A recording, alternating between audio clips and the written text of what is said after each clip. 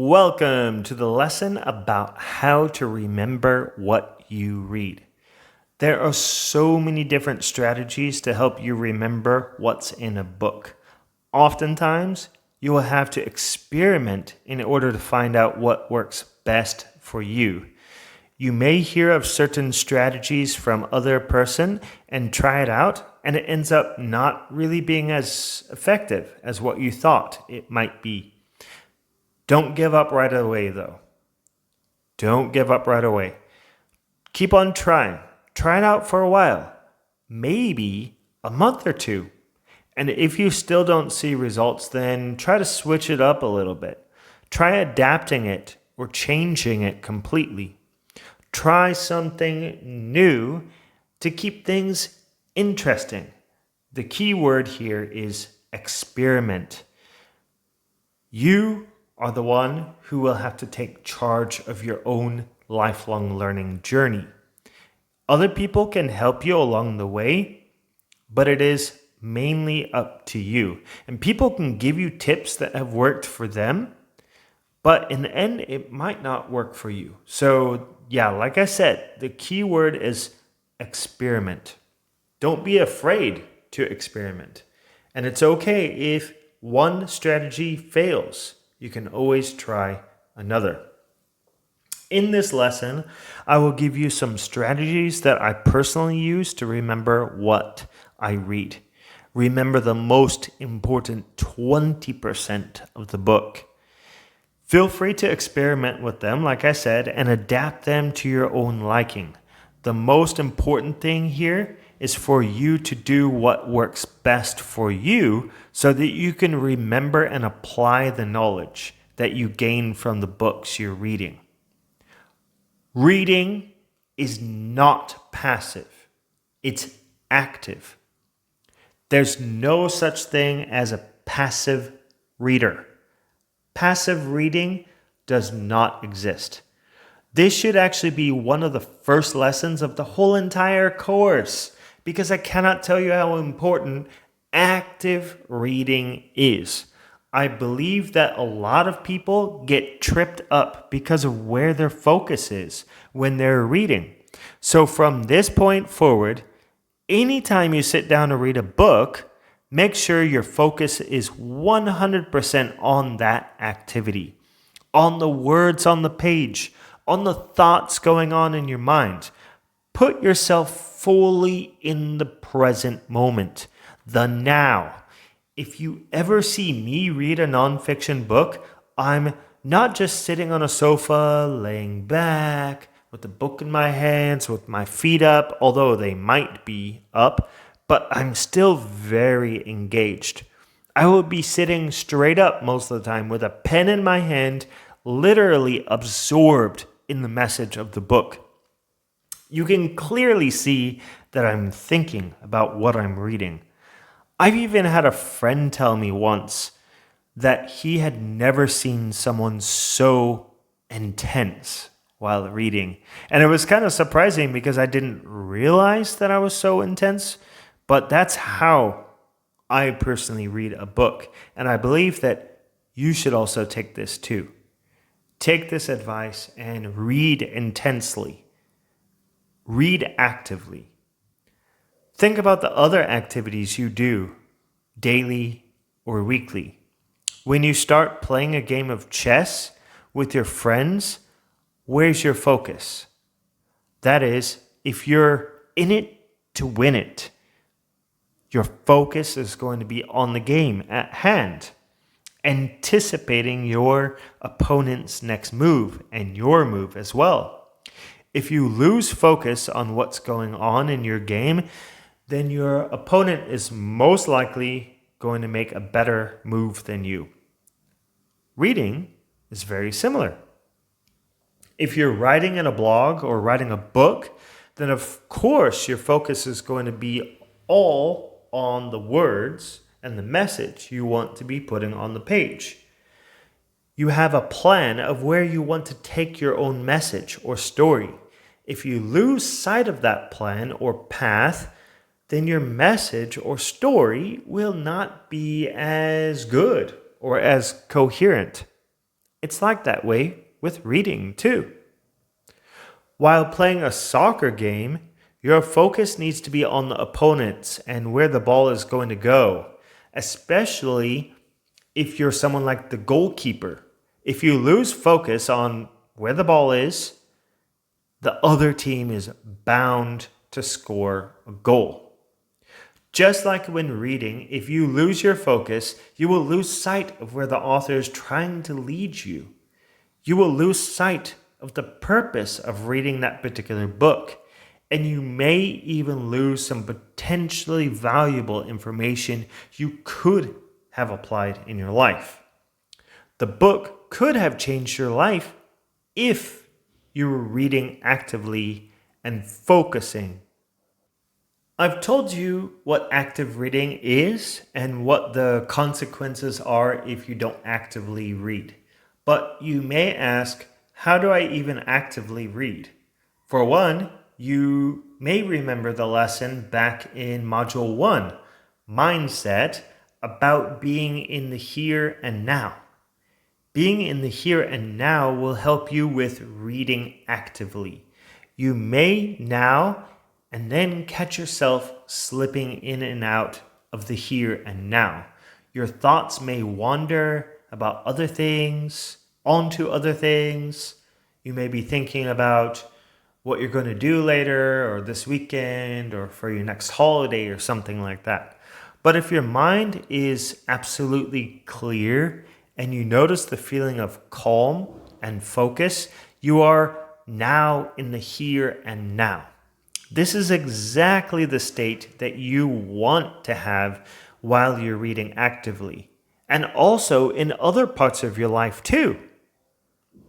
But reading actively does not stop there. The only thoughts that should be going through your mind at the time of reading should be about the messages in the book. You should be thinking about how you can apply these messages in your own life to reach your big goal. Actively reading is not just about reading the words on the page, but also about understanding them in the best way you possibly can. It's not just about the words the authors write, it's about your own interpretation of them. And while you're reading, of course, it's fine if your thoughts go onto something related to the book. If you're reading and a thought comes into your mind and it's related, better to focus on that thought because it might be a great idea and you don't want it to slip away.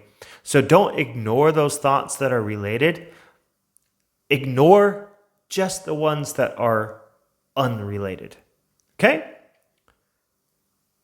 All right, so I'm excited about this right here. This is the part where we get to talk about Google Docs notes.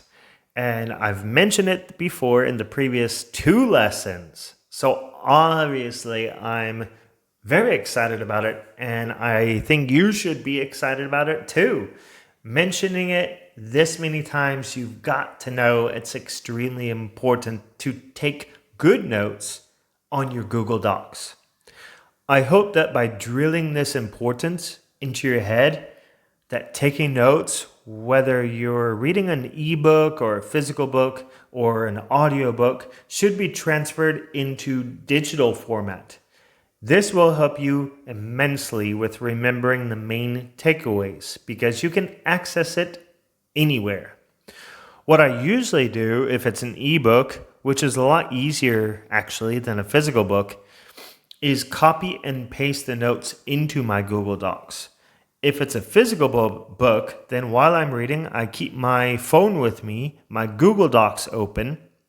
So when I come across a line or a phrase that resonates with me, I do a voice to text note, which tends to be very accurate and a lot easier than actually having to type the whole thing out. I get so annoyed with having to type things out. So doing a voice to text is extremely helpful. I still also underline and highlight with my pen. That's important to keep on doing. Don't just read the book and not highlight. Highlight, underline, star, marginalia, all those things are very important. Later, you can transfer those into your Google Docs. Another really good thing about keeping your notes in a Google Docs is it makes it so much easier to create an Instagram post or a blog post. It is a lot easier because you can copy and paste whatever notes you want to have in your post and then edit the post from there. So that's another tip for everyone out there who does do Instagram stuff or blog posts, or if you plan on doing it in the future. So it's crazy to think that before I actually started using Google Docs for my notes, I used to use a plain old notebook. And I'm sure a lot of people still do this. Maybe even note cards, right? But for me, it was very cumbersome because I had to carry it everywhere I went in order to transfer my notes from the book over to the notebook. I had to carry that notebook with me. Anytime I read, I wanted to save the notes. So yeah, that is so cumbersome. It also made my hands very tired when I had to transfer the notes over. So if you're still doing notes in your notebook, then I recommend switching over. Although there is one aspect that I do miss about writing notes in my notebook is the physical action of writing the notes actually helps you to remember. The physical action.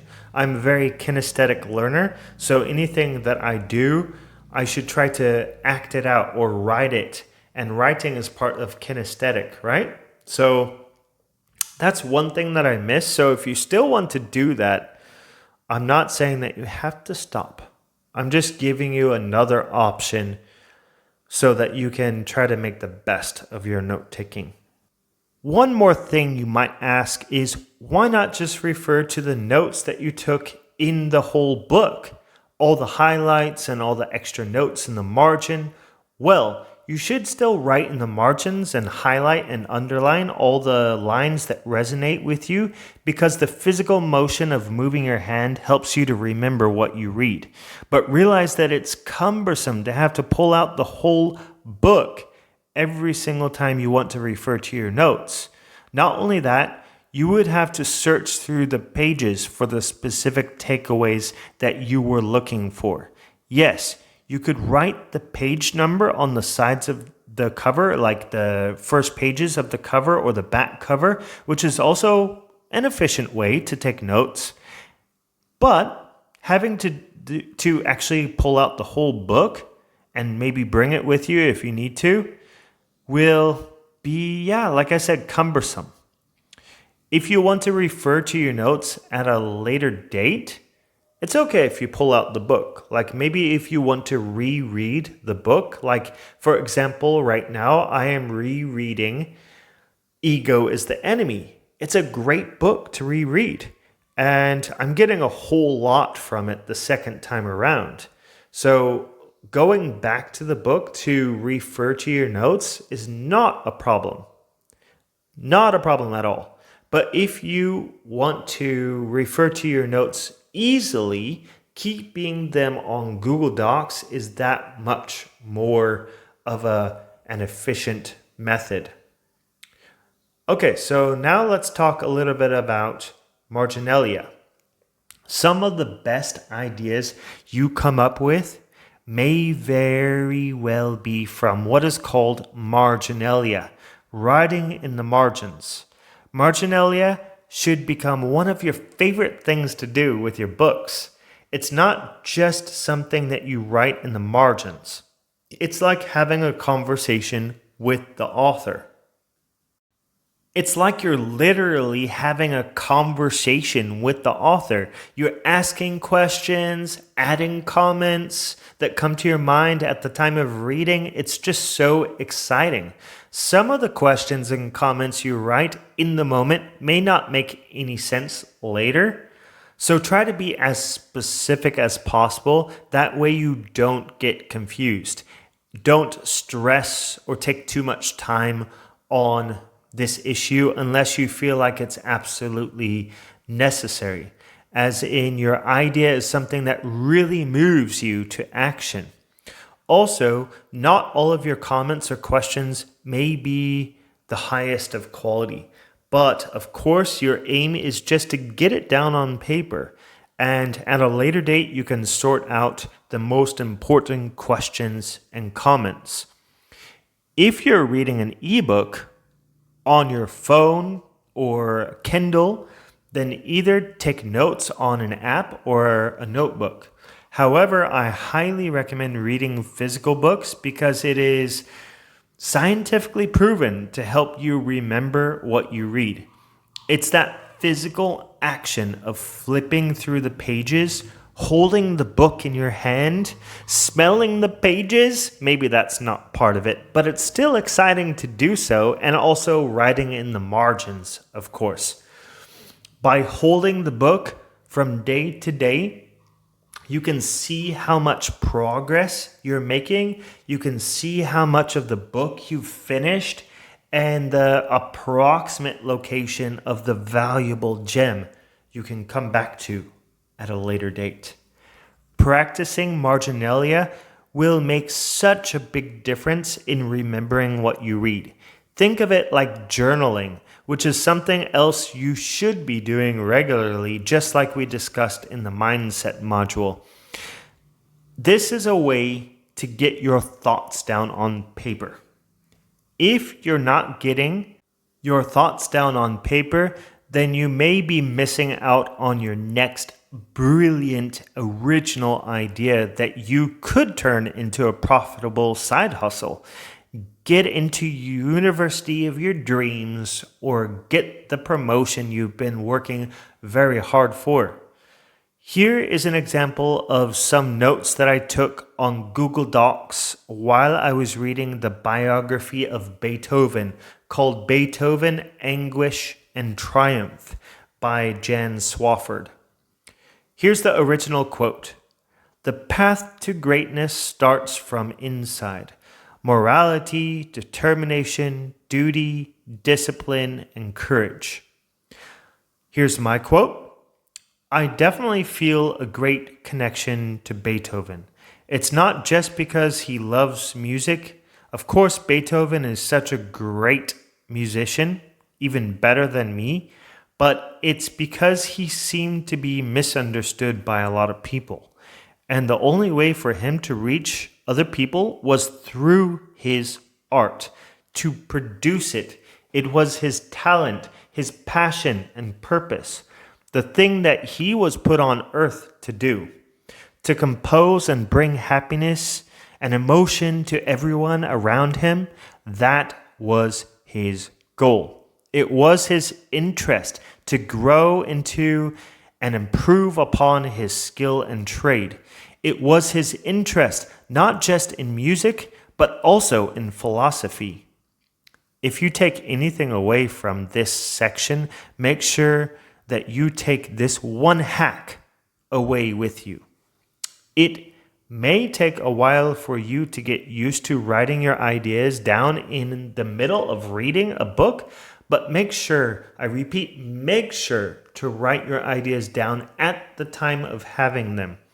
If you skip on writing your idea down, then you may forget the next minute, the next hour. The idea you skip over is the idea that will never come true. So don't worry about moving forward in the book quickly until you have written all your thoughts down. Then you can move forward.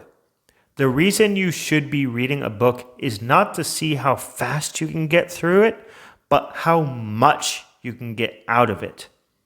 One of the fantastic things about writing your ideas down in the moment while reading a book is you have evidence of your thought process. Kind of like when we talked about in journaling. Written in the margin of the book, you have it. You have the physical evidence.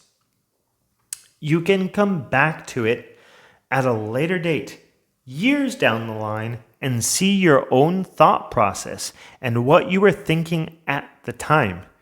You could also use this as a way to piece ideas together to create a whole new idea. In hindsight, you might be able to learn a lot about how you reacted and how you reached your certain point in success, in life, in your lifelong learning journey. You can then turn to other people and help them out with whatever you've learned because you will have had the experience. It's like paying it forward, which is something that we should all strive to do if we can. So hold your marginalia dear to you and treat it with the utmost respect. And the next part here is research questions. Take time to research the questions you have written in your notes. If the book has not already answered the questions you've asked, then look for the answers in other resources, in other books, online, wherever you can find the answers. Or maybe even come up with some of the answers yourself. You can do searches on Google, of course, or try to find another book on the topic. It's best to read more than one book or more than one source on the same topic. That way you can get different opinions. Best yet, try looking at opposing opinions about whatever the topic is you're researching. If you only look at one side, source, book, then you will only get one side of the coin. Even if you do not agree with the opinion of the author of the opposite book or source that you're looking at, you can still look at their opinion in an objective way, which will help you to make your argument stronger. Also, look at it this way.